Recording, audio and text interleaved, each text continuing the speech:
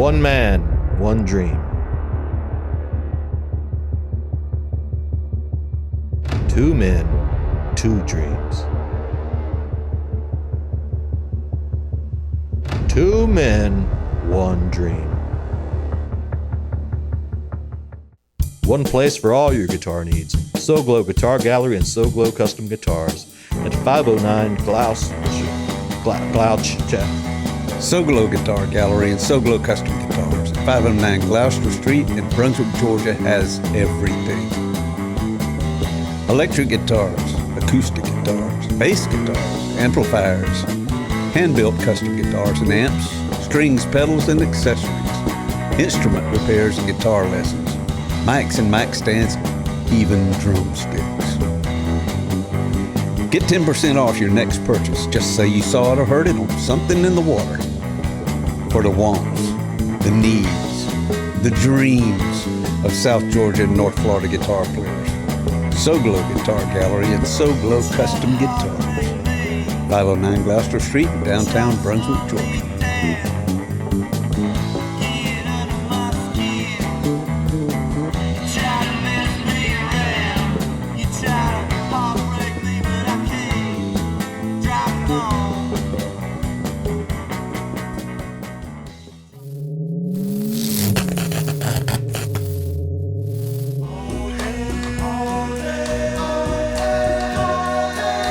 Man, that was the best that I have felt. That was one of the best feelings that I have had in my life, right there.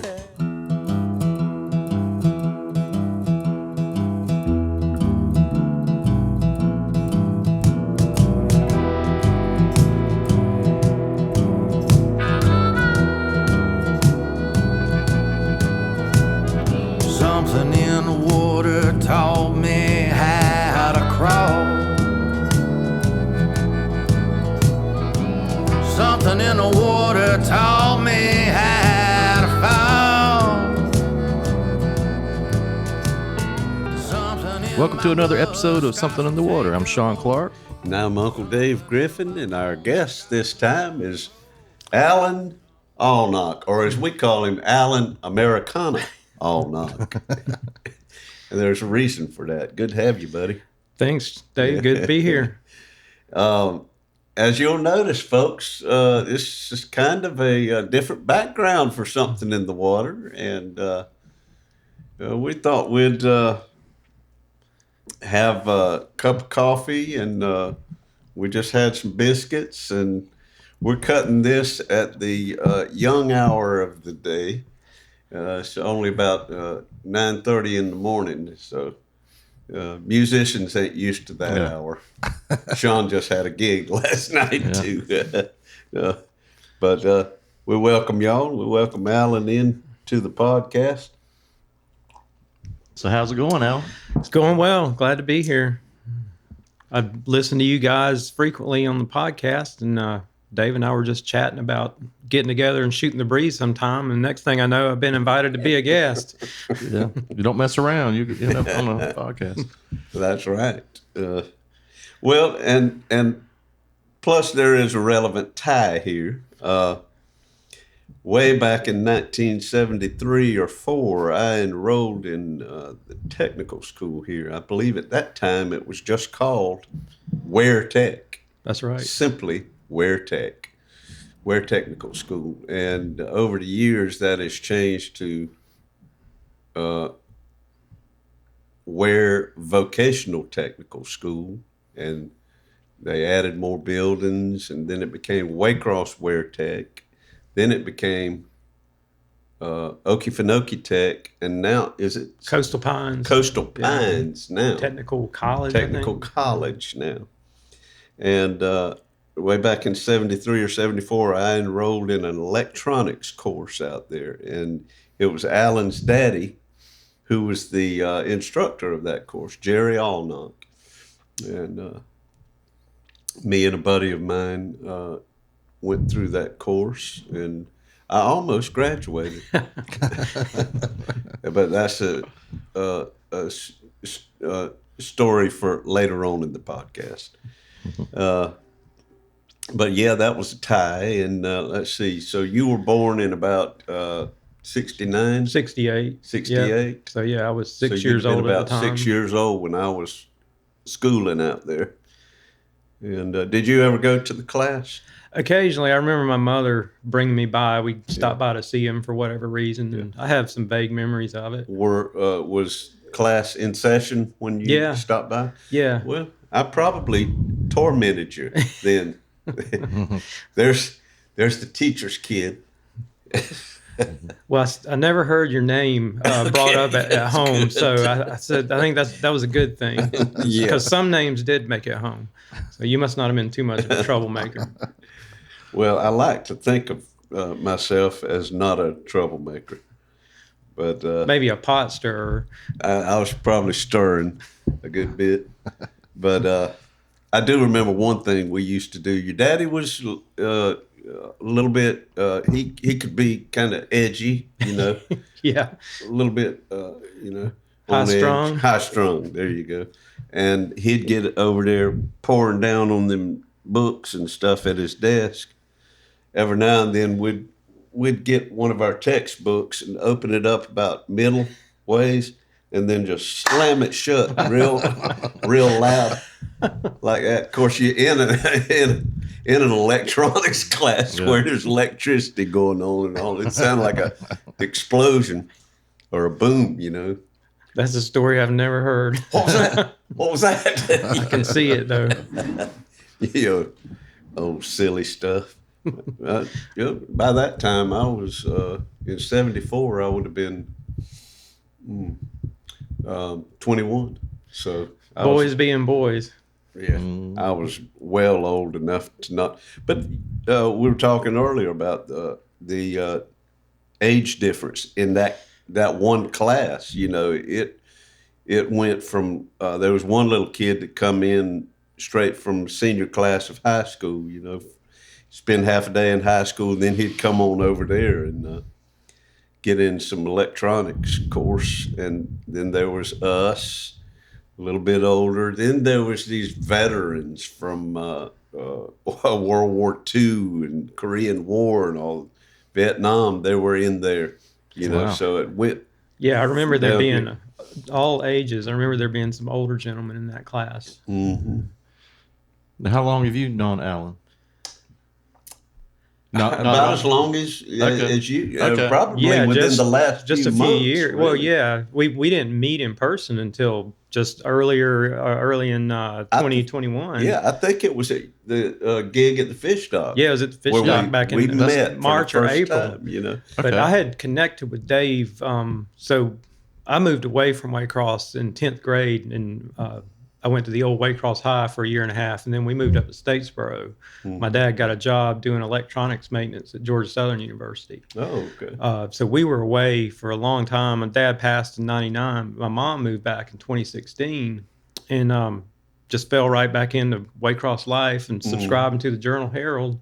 And I would come visit. I was living up in Columbus, Georgia at the time, and I would come visit. And she passed along one of your columns one day, one of your Tale of the Week columns. Yeah. And she said, "You need to read this guy. He likes Graham Parsons. He writes about Graham a lot." She knew I was a Graham fan. Yeah. So one day I read it for a while, and one day I just reached out on Facebook and said, "Hey, I just want to let you know I enjoy your column." And Dave wrote back and said, "Would you happen to be related to Jerry Allnoch?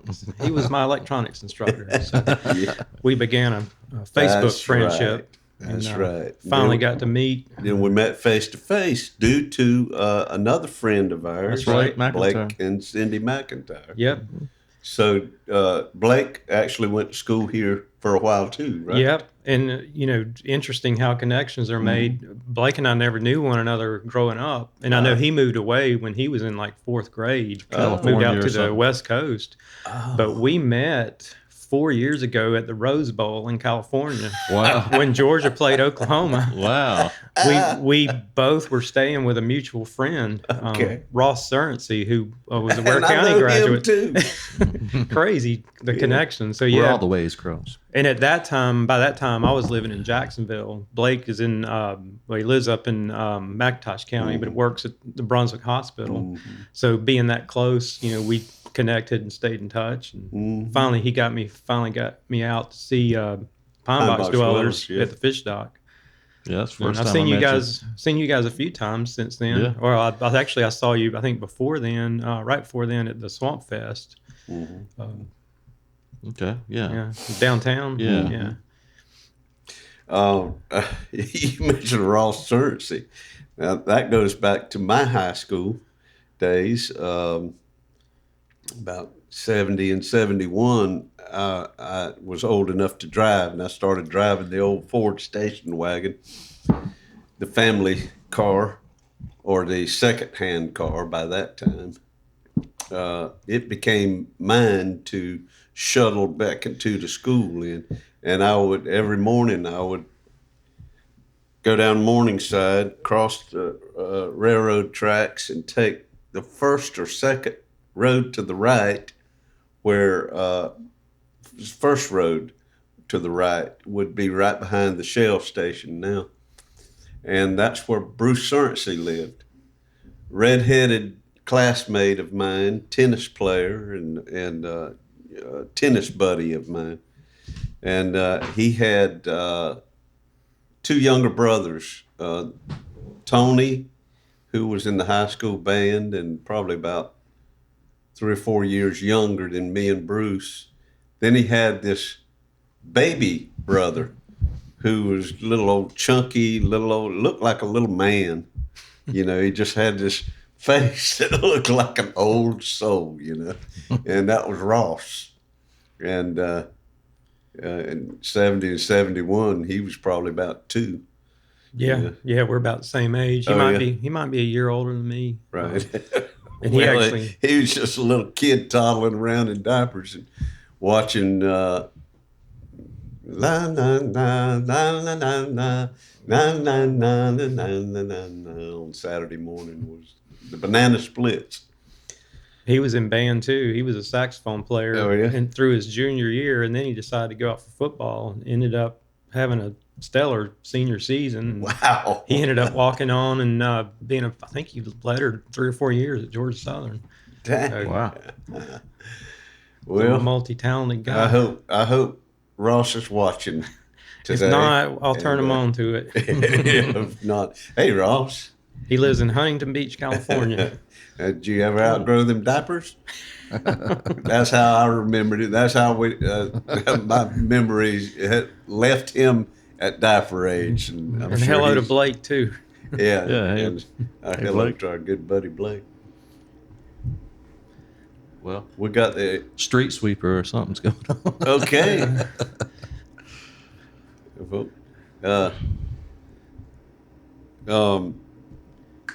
Doggone, that street sweeper just interrupted my train of thoughts. Just Yeah. swept your thoughts away. But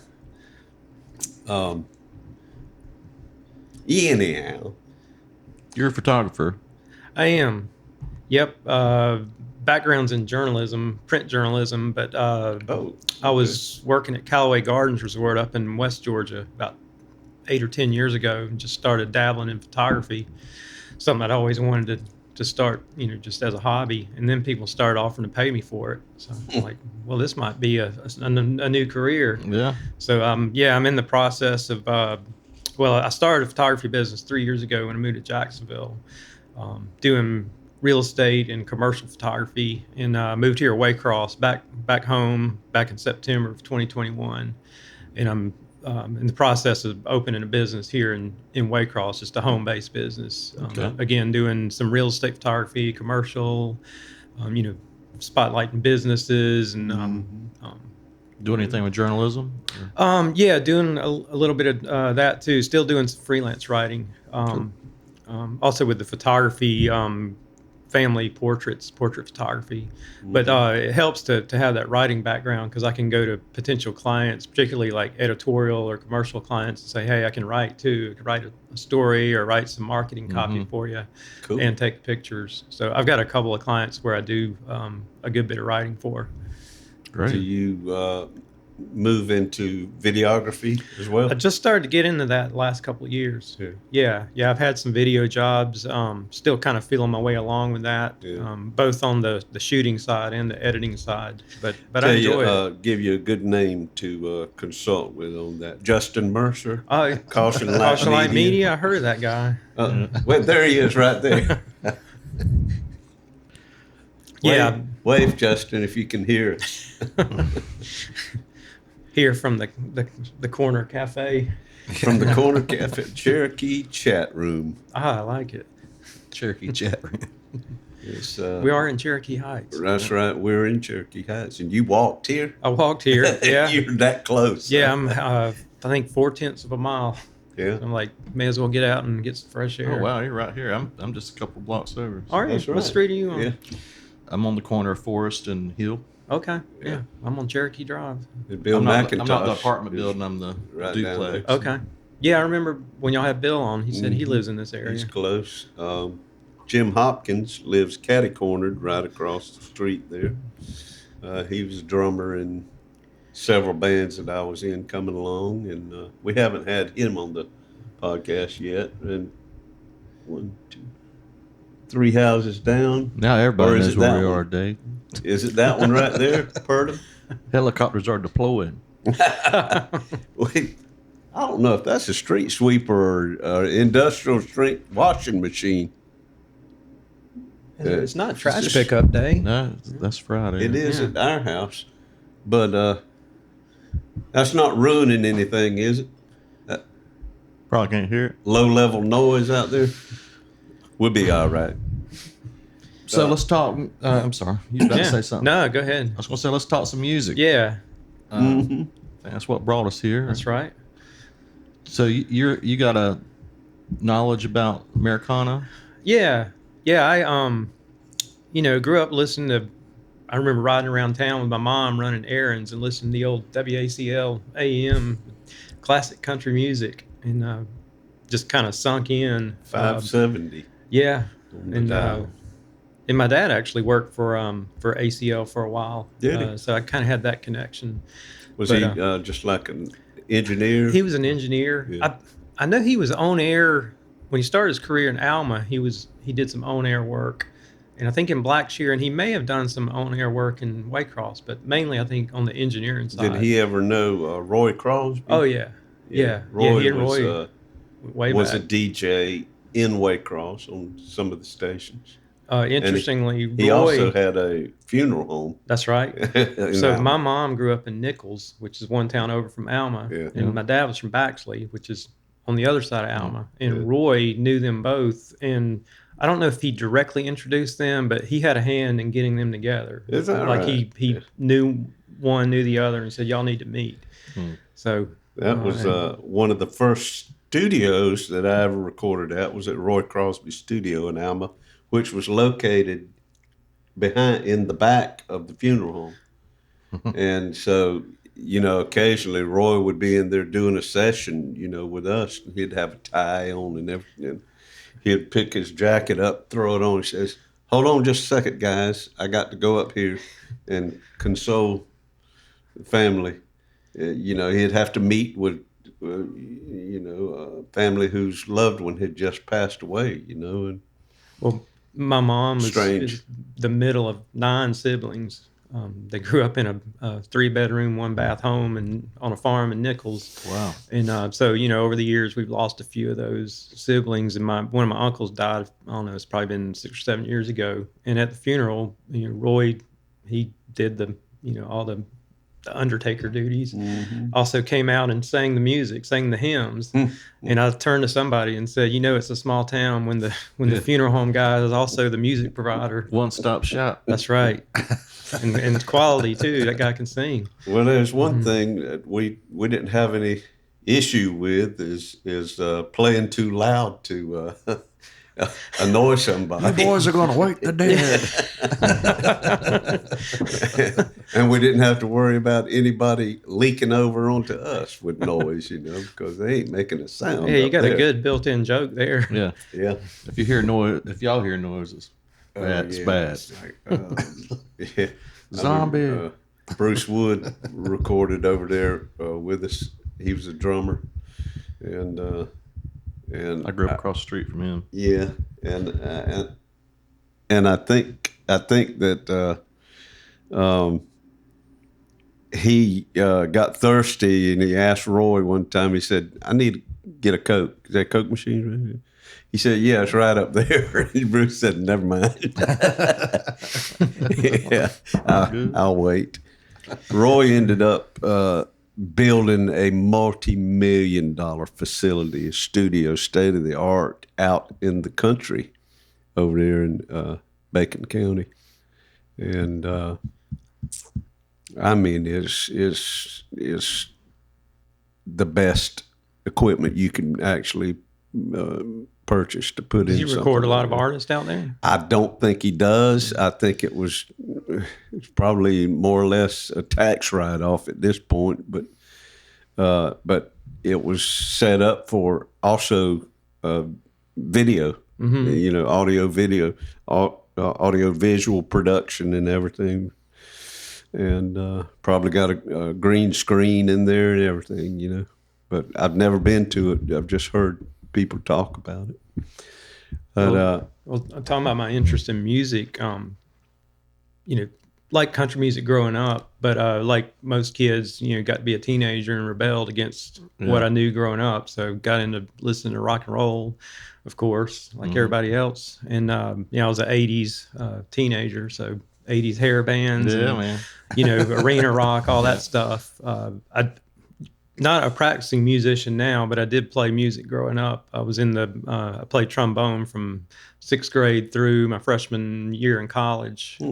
So I was in the old Prada Waycross marching band for a year and for two football seasons before we moved. And had an inkling that I wanted to play guitar. Mom bought me a 6-string, and I think I learned 4 or 5 chords and got frustrated because I couldn't change from one to the other fast enough.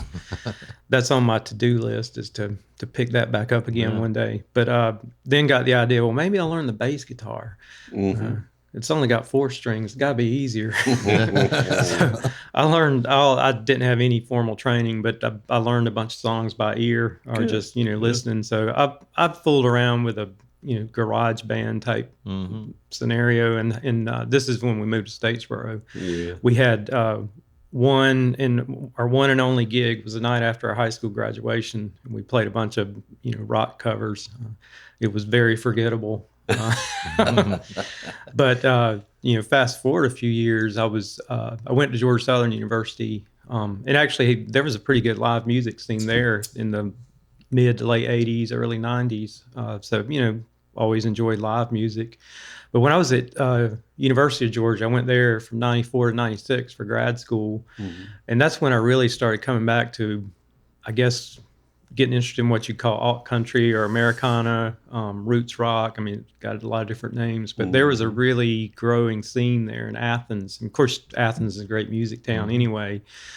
Rock and roll, REM, B-52s, all that stuff. But there was a really good kind of underground roots rock scene. And that's actually where I discovered Graham. And I don't even remember where or how. I think I just picked up the Grievous Angel and GP CDs in the music store there. Somebody must have told me about him, but I remember there were, kind of like college towns, everywhere there'll be guys playing in bands and they'll kind of crisscross into other bands, and you see the same musicians out. They might be in different bands. And there were 2 guys that played in several bands, but they had a little duo called the Hot Burritos. And it was a riff on the Flying Burrito Brothers. It was a little more acoustic, but it was that type of Graham influenced music. So that's where I really started getting interested in that, and just became not nearly the student of Graham as your friend Billy Ray. Yeah, Billy Ray is. But I've read several of the biographies and watched the documentary and just love his music. And and music like that, which is a far-ranging genre, obviously. But that's kind of what sparked me to reach out to you, Dave, a few weeks ago and say, I'd love to just get together and shoot the breeze about music with you. Yeah. Well, like we've said on podcasts in the past, me and Billy Ray Heron kind of grew up together musically on the same road in Waycross, and I learned my first notes on a bass guitar from Billy Ray, who was a little bit ahead of me musically. And then over the years, we, went off to college. I went to Georgia Southern for 1 quarter.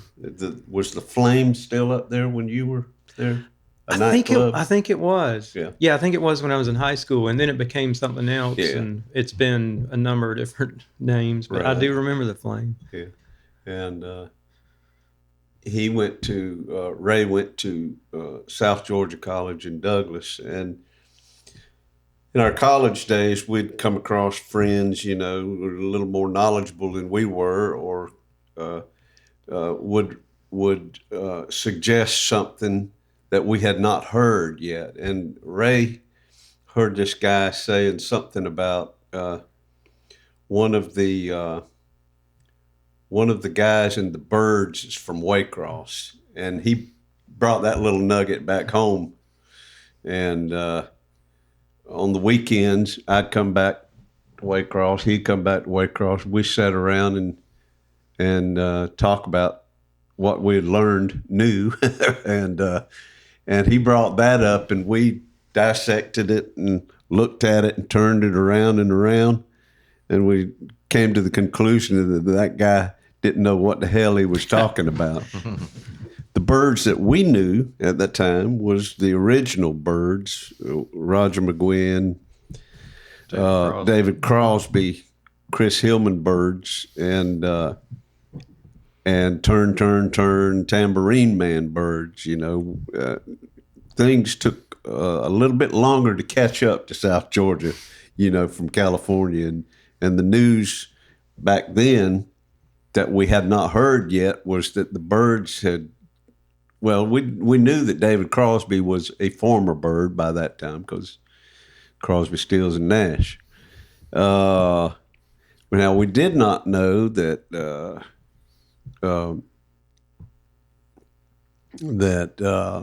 Gene Clark had quit the Byrds, and they had gone through some changes and everything, and they were down to a trio and looking for somebody to fill Crosby's shoes in probably about 69 or so. Have you read Chris Hillman's autobiography? Chris Hillman's autobiography. It came out about a year or two ago. I have not read that one, but I read the Flying Burrito Brothers thing that came out probably about 10 years ago. I need to read that one. Hillman's book is good. Is it? Yeah, it's his own story, but obviously it goes through, all that history. And the other guy from Waycross, Larry Murray. Yeah, he's the one. He moved to Southern California, right? Mm-hmm. And he had a lot of connections out there. He and Chris played together. Oh, yeah. And he talks a lot about that. That was really the start of his musical career, and then how that progressed. He moved north, up to L.A. and of course the history with Graham. It's a good read. Mm-hmm. The thing that I got out of that book, the Flying Burrito Brothers book, was that Chris was pissed in a lot of that book. He just couldn't let go the idea that Graham was more recognized for everything and more, lauded than. And in my opinion, Chris is an equal to Graham because they wrote those songs together. All those great Burrito Brothers songs. I think by the time he wrote this book, he had let go of that. He had, from what I've read. It was from more. Other folks. He did talk about Graham's, just kind of lack of professionalism, and that's what irritated him. Was he wanted to make a career, and Graham was more of a seat of the pants kind of guy. But he had good things to say. I mean, it was he acknowledged it was a special relationship and they had their differences. But I was at Magnolia Fest, which they don't have anymore down in Live Oak. I can't remember what year this was, but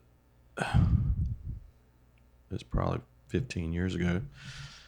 And I was working with there's a guy, if you ever went to any of those festivals, that has this covered wagon and half of it lifts up and he prints T-shirts right there.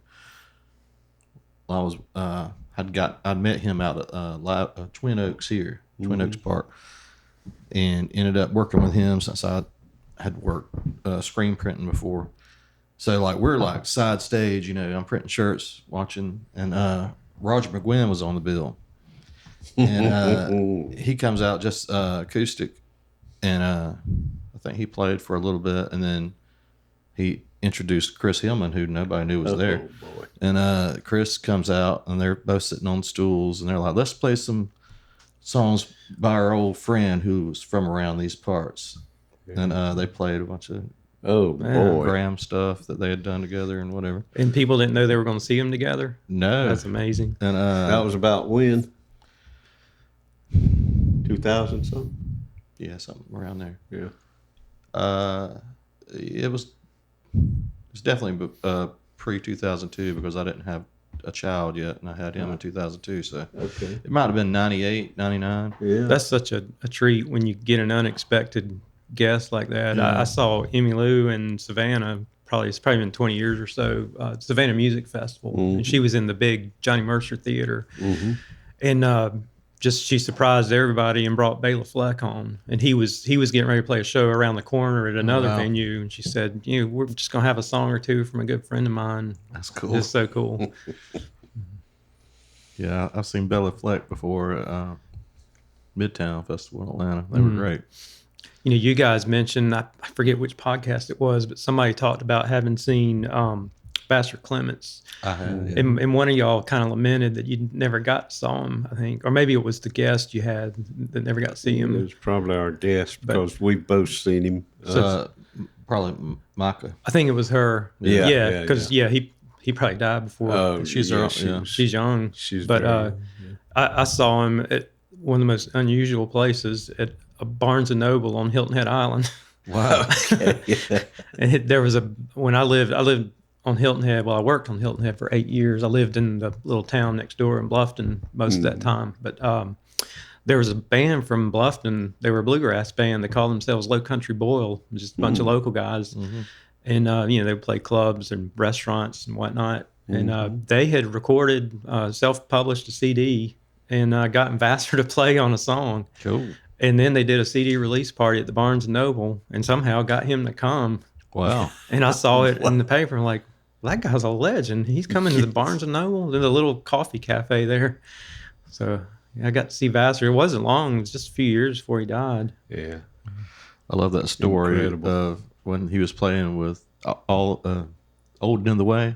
And they were riding on a tour bus, I guess, and I guess they were in California or somewhere, but there was a big billboard of Grateful Dead with Jerry's face on it, and he's like, "That looks like you." He's like, he had no idea What he was a part of. Yeah, like he didn't. He's like, "I just thought you played banjo with us." Okay. I didn't know you were in a rock band. That's awesome.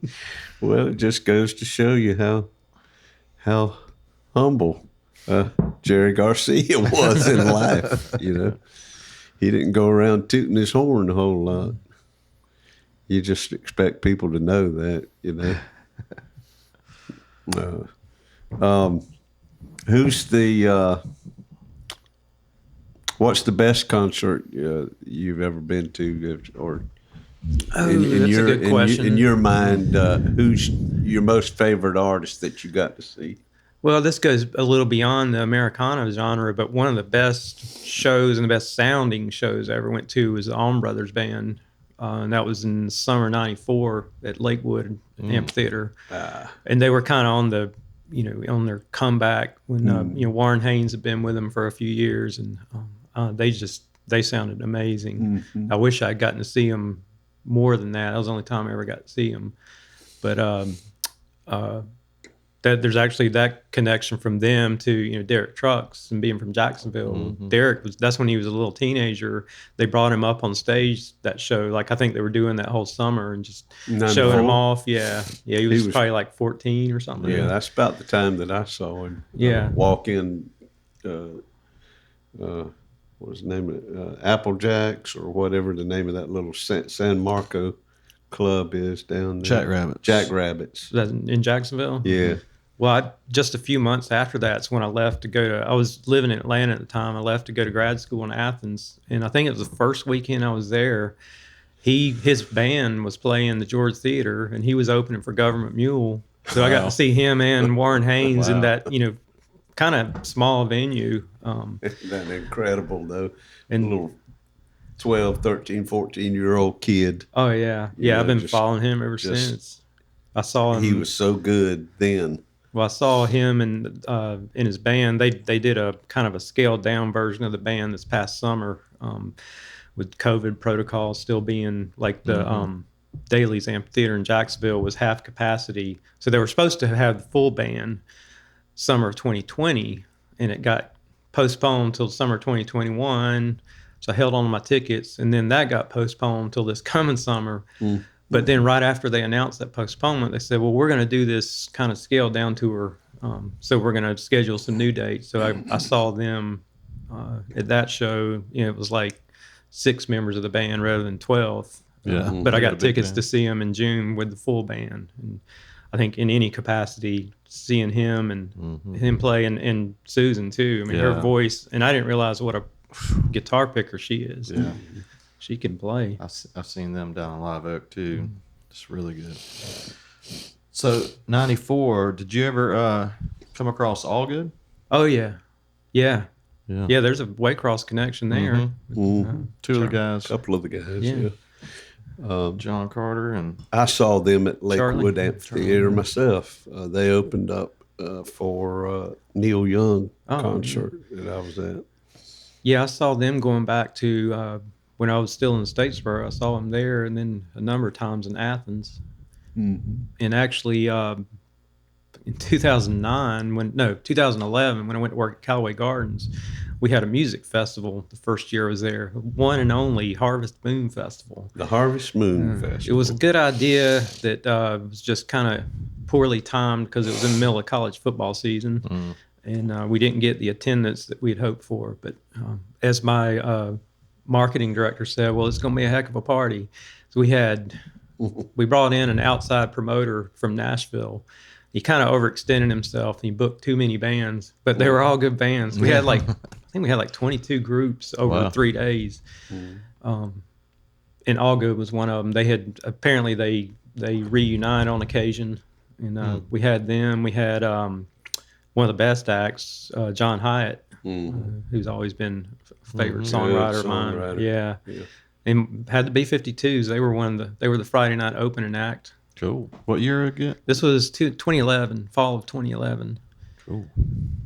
Sean Mullins, Sean Colvin were both there. I've ran sound for Sean Mullins one time. Yeah. It was mainly Georgia artists at that thing, sounds like, or a lot of them. Yeah, a were. lot of them were. We had throwback to the 90s, the Gin Blossoms. Remember them? They headlined the other night. I was bummed about missing. I didn't get to see a lot of John Hyatt because employees were required to kind of volunteer some hours. So I was they had the big circus tent there on the lake, and that's where we had. I did get to see Sean Colvin. She played in the tent that night. It's kind of a more intimate setup. But Hyatt was out on the main stage by the lake. I was inside pouring beer for a bunch of attendees who were more interested in the football games on the big screen than they were in Sean Colvin. I felt sorry for that poor woman. It's hard to compete with football. I mean, it was Auburn on one TV and Georgia on another one. But you find that playing out, or we do all the time, be in a little sports bar or something, a restaurant, and there will be big screen televisions going on, and with the sound down, and you'll be sitting there giving it your best, and people would be responding to whatever's going on that no volume screen football game, and there'll be all of a sudden sometimes it'll time out to where you finish a song and you'll hear this, yeah! And then you start to say, thank you. I've caught myself saying, and then realize, oh, hell. I say thank you just to be funny. Thank you. Appreciate it. Yeah. Give him an Elvis, thank you. Like your mama. Thank you very much. So you were server?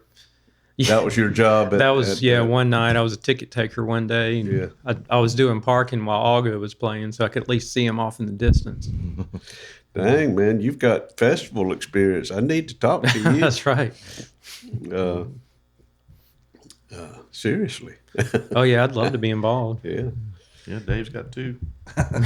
Yeah, I got 2 festivals. Of course, everybody that listens in, most everybody knows about that by now. But if you're hearing it for the first time, Swamptown Get Down Music and Arts Festival, mid-March.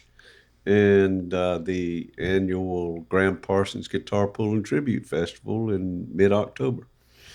You can look them both up online at gpgpfest.com or stgdfest.com. Take you both to the same place. It's a good time. Good times.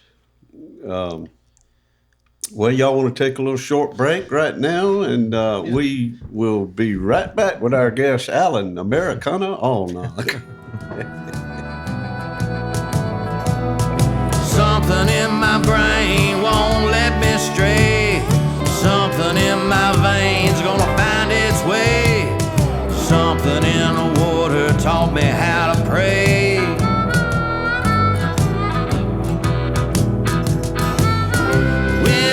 Black water finds its way into your vein. You'll never be the same. All right, we're back. So where did we leave off, folks? Y'all tell us. I don't know. We rambled quite a bit. We don't know. Something in the rambling. We were talking about music, and I can't remember where we left off. What was the podcast you were talking about? Yeah, I wondered if you guys had heard of Robert Earl Keen's podcast. No. It's actually called the Americana Music Podcast. Wow. And I stumbled across it sometime last year. He hasn't done one lately, but I think he did a year-in episode.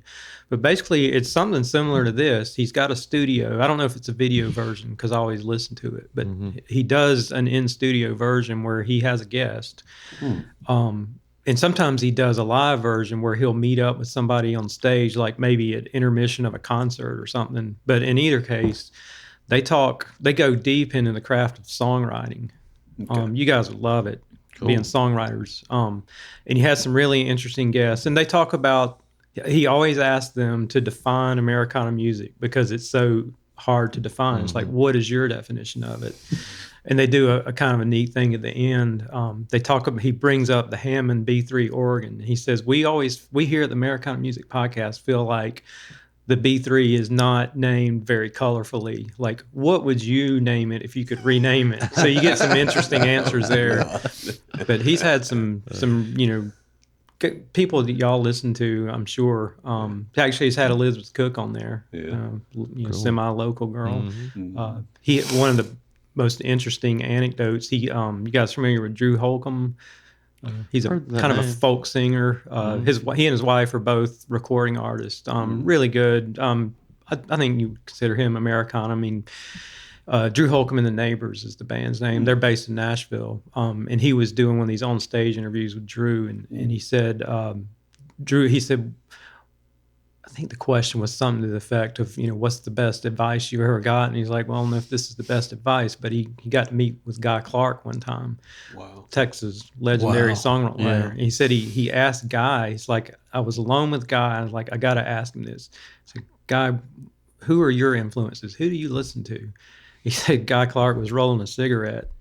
And he said he waited a few seconds. He finished rolling the cigarette, didn't even look up. And then when he was finished, he said, "Me." It's like, and I thought, that's probably no other answer. Like, if you're Guy Clark, who else would you listen to? Yeah, yeah. And that's some of the music I like is the Texas singer-songwriters too. Towns Van Zandt. Oh my gosh, yeah. And Robert Earl Keen himself. Robert Earl Keen. He did, was it Road Goes On. Cherokee Bingo or Choctaw Bingo? No, that's James McMurtry. James He's another McMurtry. good Texas artist. James McMurtry wrote that song. Okay, yeah. Yeah, it was Robert Earl Keen. That's right. Robert Earl King wrote Road Goes On for Every Party. Road Goes On, yeah. Which, and my favorite version of that is by Joe Ely. Yeah. It's another good Texas. Joe Ely. Yeah. I mean, that's a whole genre of music right there. Yeah, Flatlanders. Jimmy Dale Gilmore. Who appears in The Big Lebowski. Yeah, Smokey. Smokey. Over the line, Smokey. That goes back to Texas, a big state, naturally, and it's going to have a lot of musicians and famous songwriters and musicians to come out of there. But Georgia has held its weight pretty no good. doubt. I think, and this is my opinion now, Georgia, cross section of music that has come out of this state is maybe more so than the other ones. Very diverse. Very diverse. Now, Texas, okay, but I don't see the rhythm and blues and soul thing deep in the heart of Texas as there was it blues. was. Yeah, but you talking about James Brown, Ray Charles, Little Richard, Otis Redding, right there. That's Mount Rushmore. Little Richard was the king of rock and roll. Then you had Otis Redding, soul, James Brown, soul, funk, and then Ray Charles, just pure, oh man. And the blues influence of the Allman Brothers. Yeah. Yeah, then you had that And then, going on. of course, the other bands that, of Allman that Brothers, era. Marshall Tucker, Yeah. Wet Willie, all Capricorn of that, Records, Capricorn Atlanta stuff. Rhythm Section. And then you got the Atlanta Rhythm Section. You got the pop end of it with Joe South, Billy Joe Royal, And the Athens B-52s, scene. B-52s, REM. Graham Parsons. And you got the country edge, Alan Jackson, the modern people, and then Luke you go Bryan. way back. Then you go way back to bluegrass, Gid Tanner and the Skillet Lickers. Yep. And Gid Tanner, I believe, was Levi Lowry's great-great-granddaddy or something like that, right? Yeah. Levi Lowry, a great fiddler from Decula, Georgia.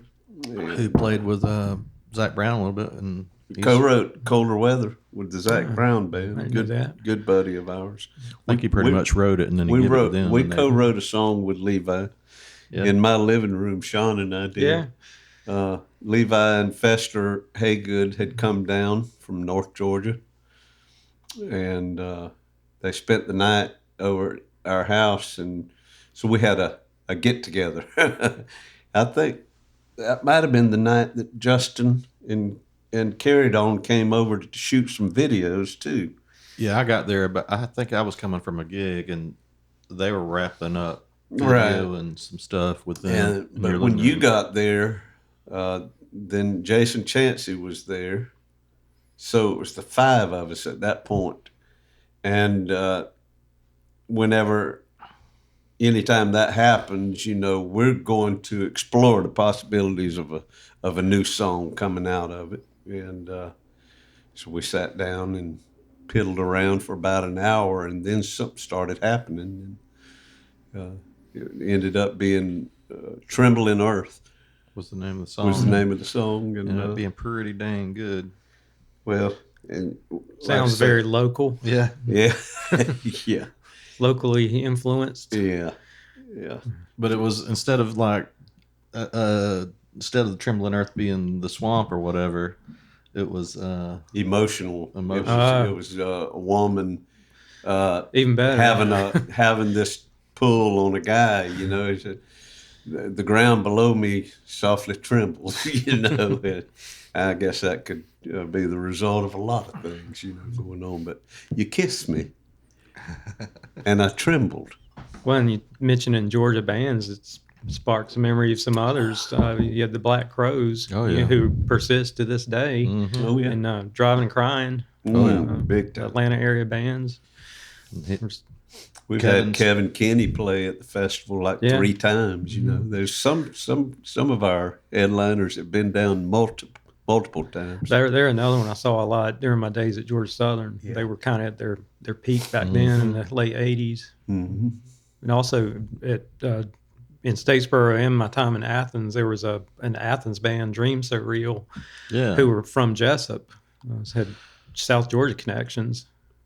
I played a funeral, and I cannot remember this guy's name now, but he was an attorney, and somebody there was from Dream So Real, somebody's brother or something. Two of the guys were cousins, Trent and Drew. They were I think the guitar player and the drummer, and then the bass player. I think they were all from Jessup, but 2 of them were cousins. And I used to see them, you know, like I say, in both towns. They were touring a lot around that time that All Good was touring and getting big. I mean, they were kind of on the brink of, you know, I think they did 3 CD releases, kind of power pop, really good harmonies. I not too long ago went on iTunes and found all 3 of those releases and downloaded them, like reliving my soundtrack to my college years. Heck yeah. What's the guy's cousin?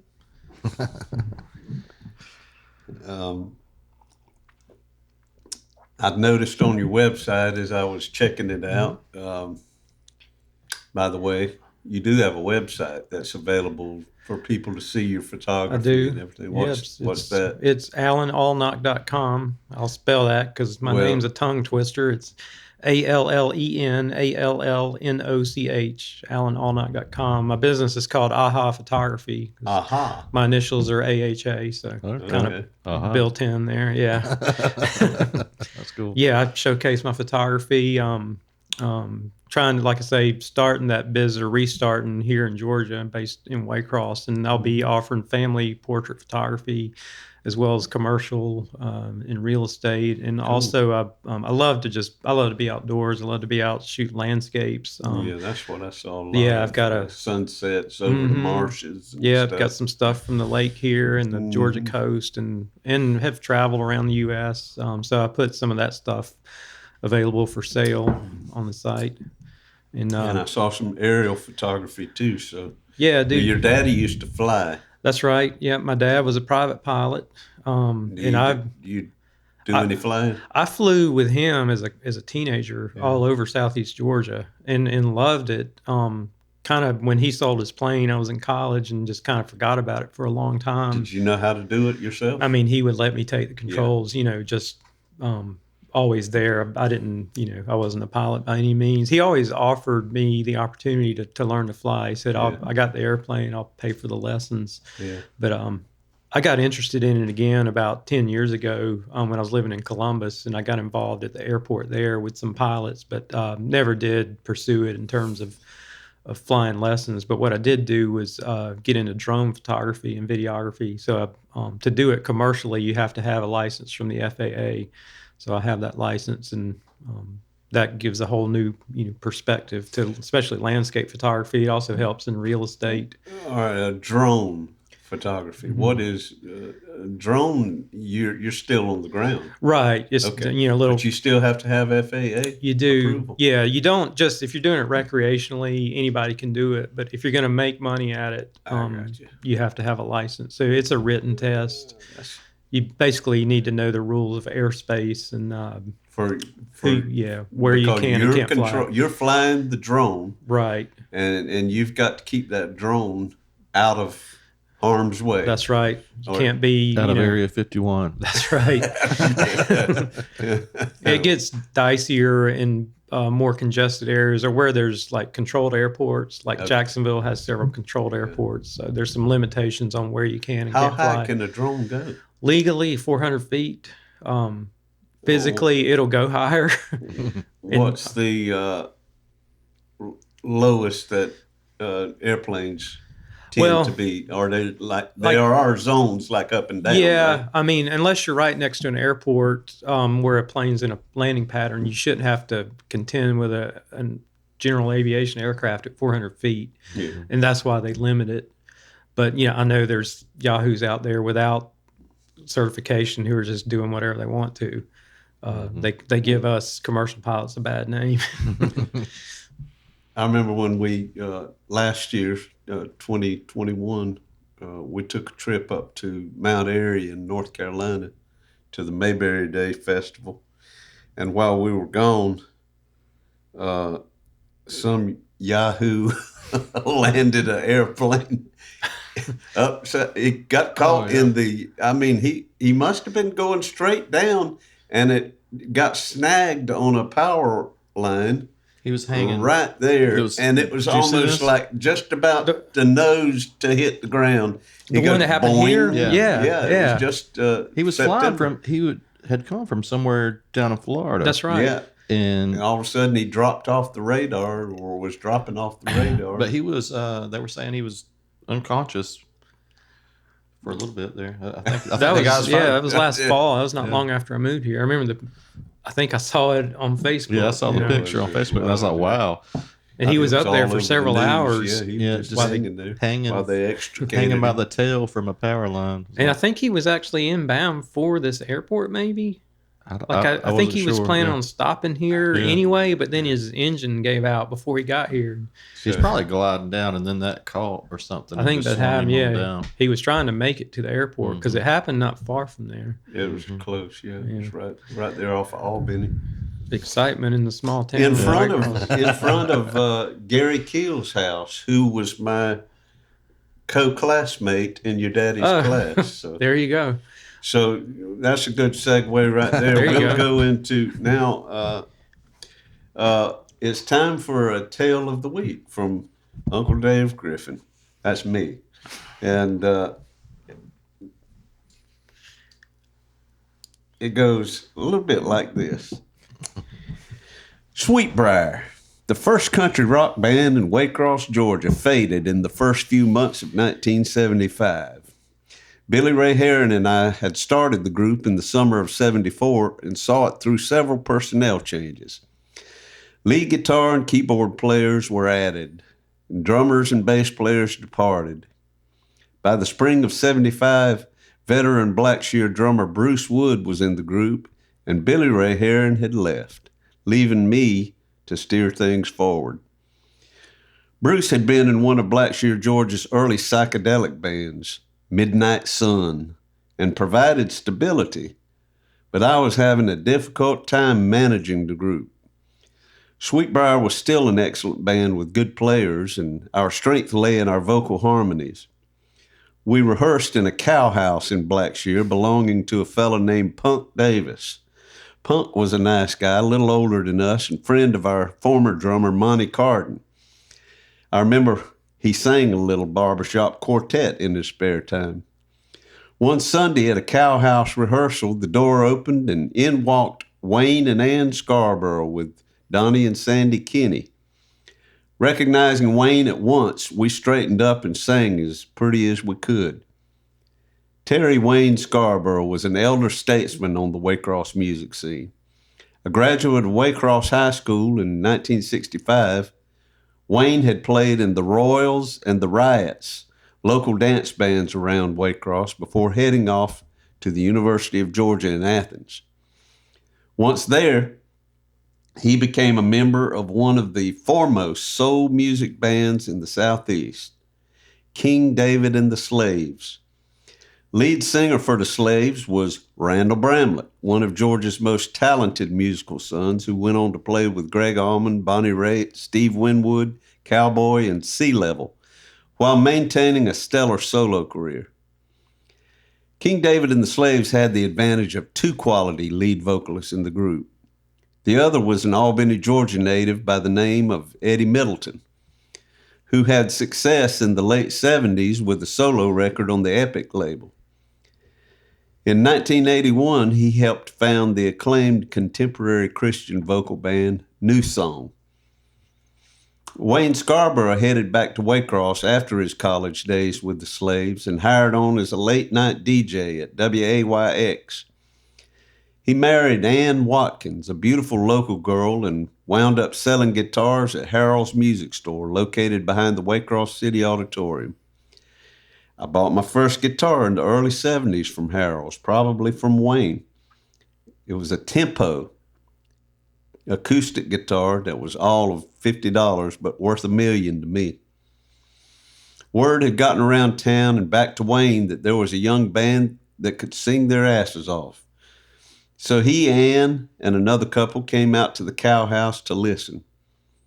We passed the audition, and Wayne Scarborough became our new bass player, manager, and booking agent. Musically employed again, he bought himself a gorgeous Rickenbacker bass, and we started booking the band with a new name, Homegrown. Son of former Ware County Sheriff Robert Lee and his cousin Owen Lee opened a small bar on Reynolds Street in Waycross, called it the New Bar. It became our home away from home as we rehearsed and played there every weekend. In September of '75, Eddie Middleton was fronting a three-piece R&B outfit at the Inn Place, a Holiday Inn bar right next to I-75 in Valdosta, Georgia. His keyboard player had announced his resignation to take on a foreign ministry in South America, leaving Eddie scrambling to find a suitable replacement group. He called his old King David the Slaves bandmate, Wayne Scarborough, and Wayne told him, "I got you, band." At the time, Homegrown's repertoire consisted mainly of Eagles, Doobie Brothers, Orleans, Allman Brothers, and a skin-tight medley ending with Spirit's "I Got a Line on You." I had listened to some R&B on the radio growing up, mostly Motown stuff, but I'd never played any, except for Dave Mason's version of Sam Cooke's "Bring It On Home to Me."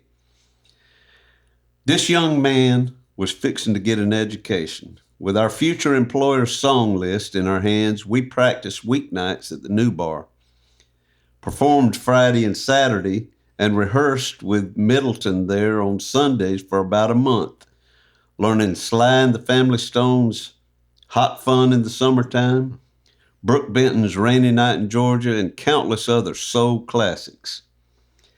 Finally, the end of October came. I had several weeks left before graduating from an electronics course taught by our guest, Alan, Daddy Jerry Allnoch at Waycross Ware Technical School. When I told my daddy I was quitting school and going on the road to play music for a living, that didn't bode well with him at the time, and looking back, I can totally understand his disappointment. But music was calling my name, and nothing could stand in the way. I packed my Volkswagen van and headed west of Valdosta. It was a Sunday evening. In my old Satico 8-track tape player was the band War, singing in beautiful harmony as the sun dropped in front of me. And it was this song.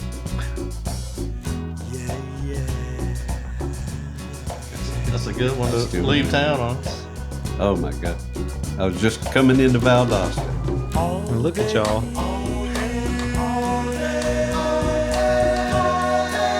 Man, that was the best that I have felt. That was one of the best feelings that I have had in my life, right there. Was grooving into Valdosta, fixing to embark on a 3-year, nothing but playing music on the road with a band, and that song came on the tape deck. All Day Music was the name of that. Pretty good sign. It was great. Good stuff, Dave. Yeah.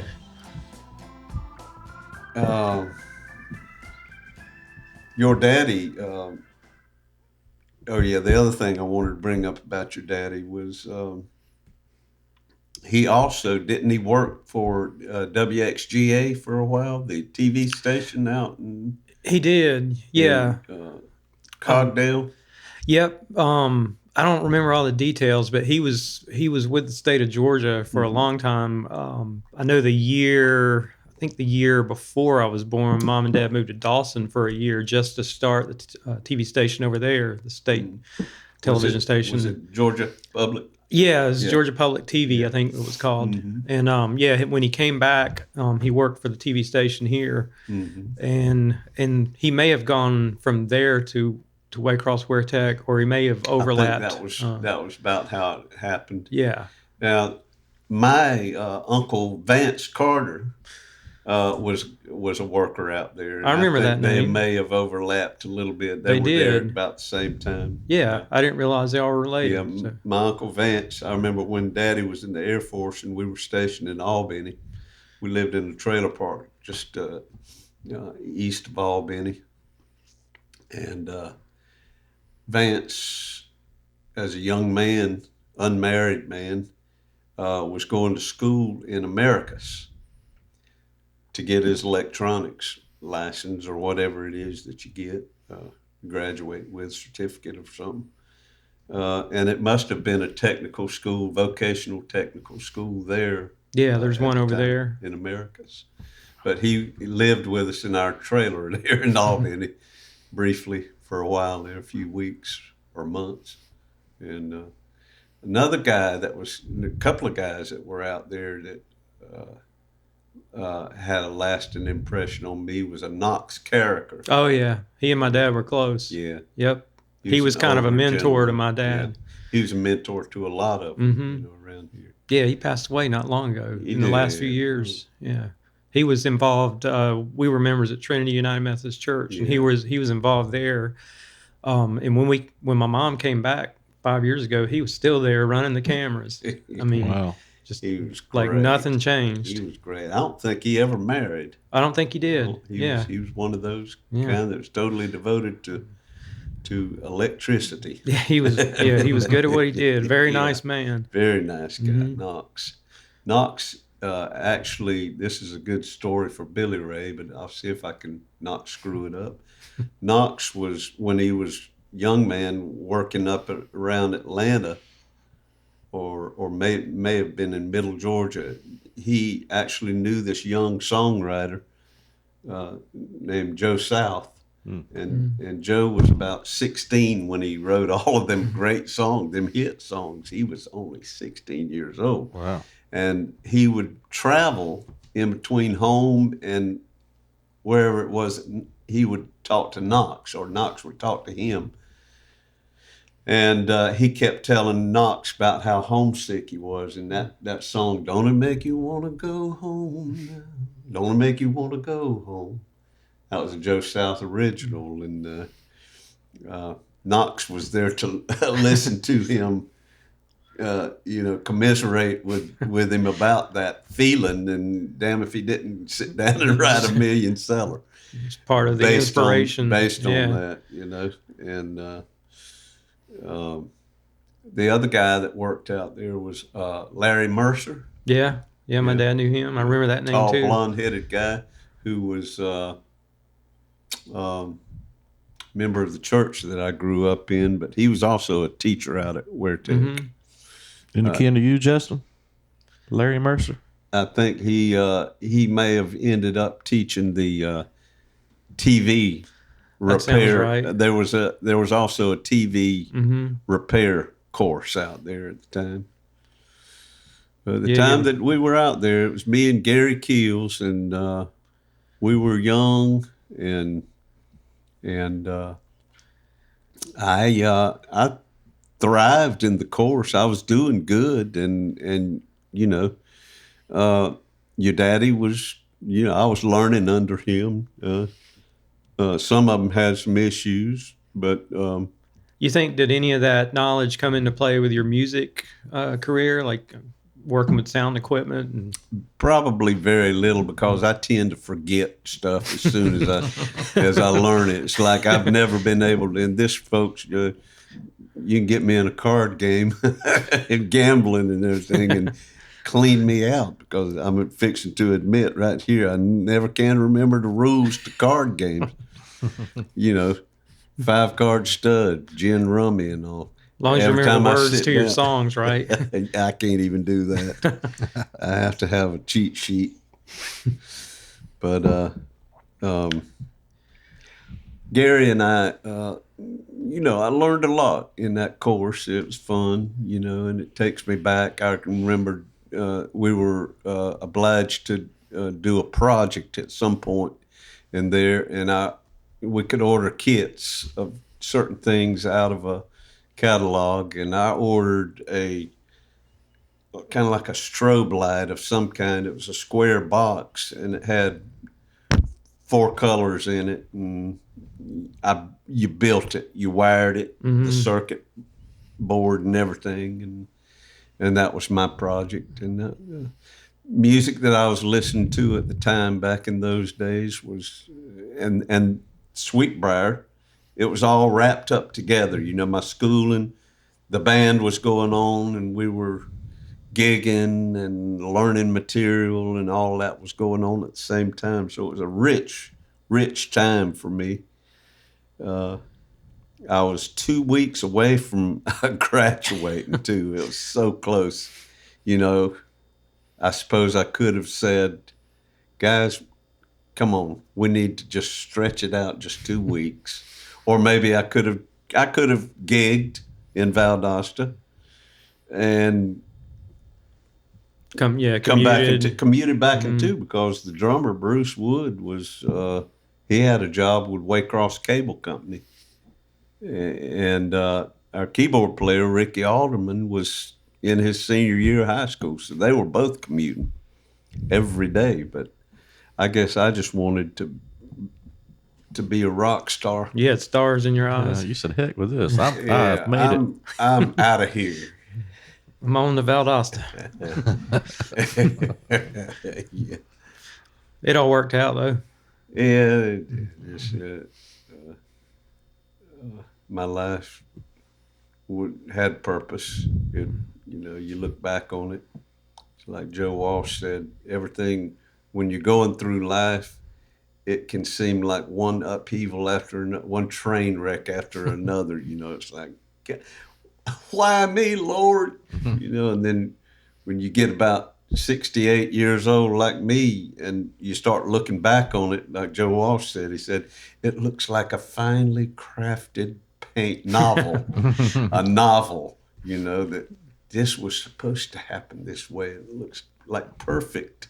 He also said, life's Symmetry. been good to me so far. Yeah, That was a good tune. I'll take a Joe Walsh impression. Well, we sure do. Thank you for coming on. Yeah. Yeah, I appreciate y'all having me. It's been fun. I feel like we could explore some more in the future, maybe some more, get in here and talking about music. Yeah, I'd love to. A little deeper and everything, but I'm always listening and reading and just taking it all in. Heck yeah. Well, we thank you. And Cheers. Cheers. Enjoyed sharing a cup of coffee with y'all. Coffee club. Yeah. What'd you call it? The Cherokee Coffee Club? Cherokee chat room. Cheers. Cheers. We'll see you next time around. Thanks, Alan. Thank y'all. When the cold black water